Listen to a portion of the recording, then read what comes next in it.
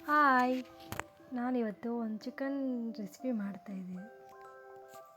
ಒಂದು 2 ಟೊಮೊಟೊ, ಒಂದು 10-15 ಬೆಳ್ಳುಳ್ಳಿ, ಒಂದು ಸ್ವಲ್ಪ ಪುದೀನ, ಸ್ವಲ್ಪ ಶುಂಠಿ, ಇದನ್ನೆಲ್ಲ ನೀಟಾಗಿ ಮಿಕ್ಸಿಯಲ್ಲಿ ಹಾಕಿ ರುಬ್ಕೊಂಡು ಸೈಡ್ಗೆ ಇಟ್ಕೊಂಡು ಒಂದು ಚಿಕ್ಕದಾಗಿ ಒಂದು ಈರುಳ್ಳಿ ಕಟ್ ಮಾಡಿಕೊಂಡ್ರಿ.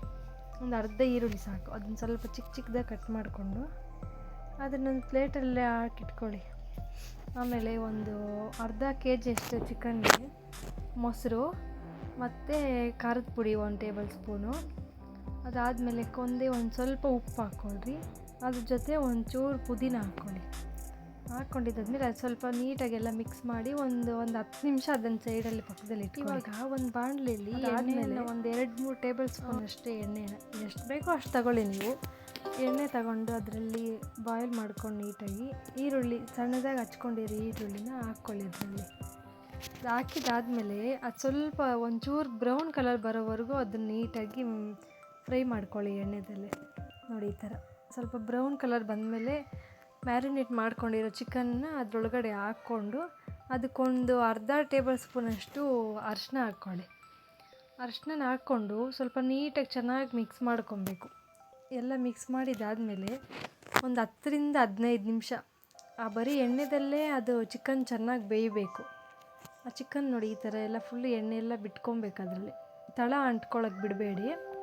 ತಳ ಅಂಟ್ಕೊಂಡ್ರೆ ಸ್ಮೆಲ್ ಜಾಸ್ತಿ ಬರುತ್ತೆ.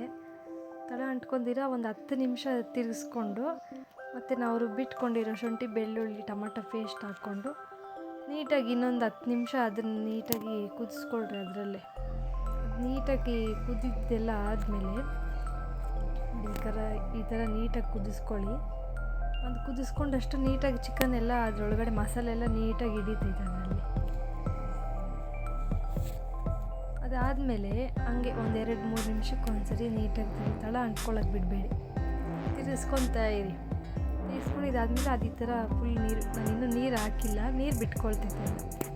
ನೀರು ಸ್ವಲ್ಪ ನಿಮ್ಗೆ ಎಷ್ಟು ಬೇಕೋ ಅಷ್ಟೇ ನೀರು ಹಾಕ್ಕೊಳ್ಳಿ. ನೀರು ಹಾಕ್ಕೊಂಡಿಲ್ಲ ಅಂದರೂ ಪರವಾಗಿಲ್ಲ, ಎಷ್ಟು ಬೇಕೋ ಅಷ್ಟು ನೀರು ಹಾಕ್ಕೊಳ್ಳಿ. ನೋಡಿ, ಇವಾಗ ಫುಲ್ ಮುಕ್ಕಾಲು ಬೆಂದೋಗಿದೆ ಚಿಕನ್ ಎಲ್ಲ ನೀಟಾಗಿ. ಒಂದು 2 ನಿಮಿಷ, ಆ 2 ನಿಮಿಷ ಆಗೋಷ್ಟರಲ್ಲಿ ಈ ಕಡೆ ನಾನು ಮುದ್ದೆ ಮಾಡ್ಕೊತಿದ್ದೀನಿ. ಮುದ್ದೆಗೆಲ್ಲ ನೀಟಾಗಿ ಅಕ್ಕಿ ಎಲ್ಲ ಹಾಕ್ಕೊಂಡು ಬೇಯಿಸ್ಕೊಂಡು ನಾನು ಹಸಿಟ್ಟು ಹಾಕ್ಕೊಂಡು ಮುದ್ದೆ ನೀಟಾಗಿ ಇದು ಮಾಡ್ಕೊತಾ ಇದ್ದೀನಿ. ನಮ್ಮ ಕಡೆ ಎಲ್ಲ ಜಾಸ್ತಿ ಚಿಕನ್ ಸಾಂಬಾರು ಮಟನ್ ಸಾಂಬಾರು ಮಾಡಿದ್ರೆ ಬರೀ ಮುದ್ದೆನೇ ಜಾಸ್ತಿ ಮಾಡೋದು. ಇನ್ನು ಚಿಕನ್ ಫ್ರೈ ರೆಡಿ ಆಗೈತೆ. ಇವಾಗ ನೋಡಿ, ಈ ಥರ ಗಟ್ಟಿ ಆಗೋವರೆಗೂ ಸ್ವಲ್ಪ ಅದನ್ನು ನೀಟಾಗಿ ಮಾಡ್ಕೊಳ್ಳಿ. ಇವಾಗ ಚೆನ್ನಾಗಿ ಬೆಂದಿದೆ ಚಿಕನ್ ಇನ್ನೇನು ರೆಡಿ ಆಯಿತು. ನಾನಿಲ್ಲಿ ಮುದ್ದೆಗೆ ಸ್ವಲ್ಪ ಅದನ್ನು ನೀಟಾಗಿ ಎಲ್ಲ ಕಲಿಸ್ಕೊಂಡು ಬೆಂದಿದೆ ಆದಮೇಲೆ ನೀಟಾಗಿ ಅದನ್ನು ಒಂದು ಸತಿ ಕೋಲಲ್ಲಿ ಇದು ಮಾಡಿಕೊಂಡು ಆಮೇಲೆ ಅದಕ್ಕೊಂದು ಸ್ವಲ್ಪ ತುಪ್ಪ ಹಾಕ್ಕೊಂಡು, ನಾನು ಯಾವಾಗೂ ತುಪ್ಪ ಹಾಕ್ಕೊಂಡೆ ಮುದ್ದೆ ಮಾಡೋದು. ತುಪ್ಪ ಹಾಕ್ಕೊಂಡ್ರೆ ಏನಂದರೆ ಕೈಗೆ ಅಂಟ್ಕೊಳ್ಳಲ್ಲ ಮುದ್ದೆ, ಇಲ್ಲಾಂದರೆ ಹಂಗೆ ಕೈಗೆ ಅಂಟ್ಕೊತಾ ಇರ್ತೈತೆ. ತುಪ್ಪ ಹಾಕ್ಕೊಂಡು ಮಾಡಿದ್ರೆ ಸ್ವಲ್ಪ ನೀಟಾಗಿ ಬರುತ್ತೆ. ನೋಡಿ, ಈ ಥರ ಅಂಟ್ಕೊಂತೀರ ಬರ್ತೈತೆ, ಈಸಿಯಾಗೂ ಇರ್ತೈತೆ ಮುದ್ದೆ ಮಾಡ್ಕೊಳೋದು. ಮುದ್ದೆ ಎಲ್ಲ ರೆಡಿ ಆಯ್ತು. ಇನ್ನೆಲ್ಲ ಪ್ಲೇಟ್ಗೆ ಹಾಕಿ ಸರ್ವ್ ಮಾಡ್ಕೊಬೇಕು. ನಾನು ಚಿಕನ್ ಜೊತೆ ಸ್ವಲ್ಪ ಕಬಾಬ್ ಕೂಡ ಮಾಡಿದ್ದೆ. ಅದರ ರೆಸಿಪಿನ ನಾನು ಮೊನ್ನೆ ಹಾಕಿದ್ದೀನಿ.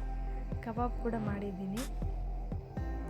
ನನ್ನ ಮಗನೂ ನಮ್ಮ ಮನೆಯವರು ತಿಂತಾಯಿದ್ದಾರೆ. ನಾನಿನ್ನ ಕಬಾಬ್ ಮಾತ್ರ ಇಷ್ಟು ಚಿಕನ್ ಪಾತ್ರೆ ತಿನ್ನಲ್ಲ, ಬರೀ ಕಬಾಬ್ ಮಾತ್ರ ತಿಂತೀನಿ. ಪಾತ್ರೆ ಎಲ್ಲ ತೊಳೆದಿದ್ದಾಯಿತು. ನೆಕ್ಸ್ಟ್ ವೀಡಿಯೋದಲ್ಲಿ ಏನು ಇಷ್ಟ ಆಗಲ್ಲ